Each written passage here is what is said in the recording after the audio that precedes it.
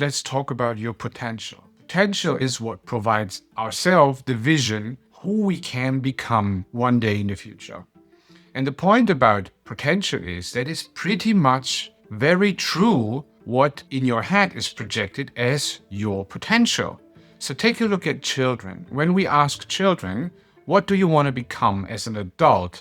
They always tell you something like firefighter, doctor, pilot, astronaut. Not only because those are the archetypes of playbooks and comics and all these kind of things, but they can imagine and envision themselves to become that.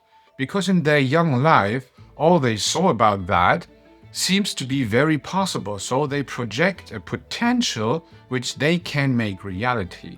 That's the reason why they don't want to become Superman or Spider-Man, because their subconscious mind cannot create a path for themselves to become supernatural. So it is very realistic what you see there. It's the very same thing for adults with one big difference. We are not naive anymore as adults. We become socially biased, and there are so many opinions out there what things should look like and what they shouldn't look like. That's one of the reasons why many, especially entrepreneurs, know that their families are very often not really behind them.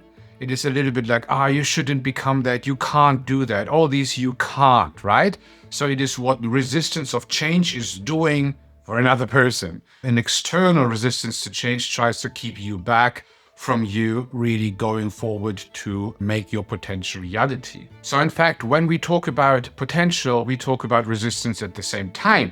And the reason why adult people have so much problems to find a way for themselves, for example, to become a coach, to become a leader, or whatever you want to become, you can actually imagine that self for you, but somehow you're holding back.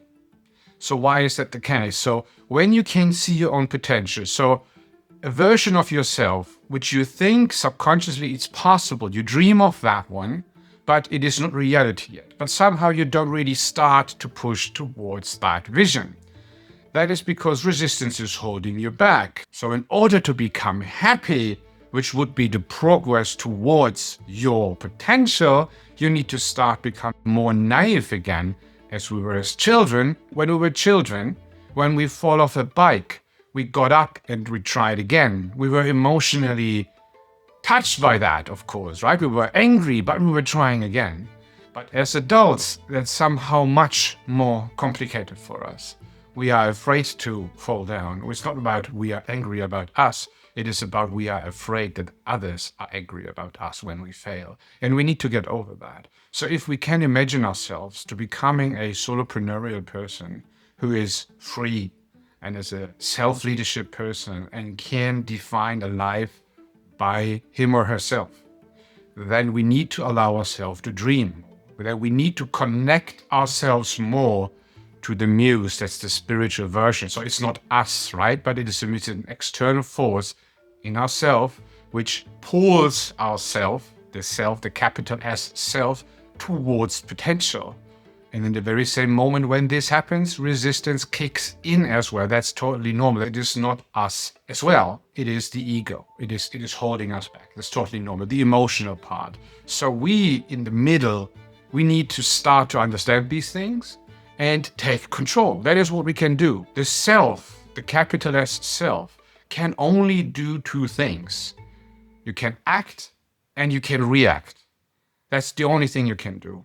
And you need to spend your time wisely if you want to pursue your potential and not fall victim to resistance. If that helps, follow me for more content about that, how you actually get to a mindset where you understand your vision and your mission for yourself and how you can actually pursue that. I wish you a great day. Have a good start into the week, everyone. Goodbye.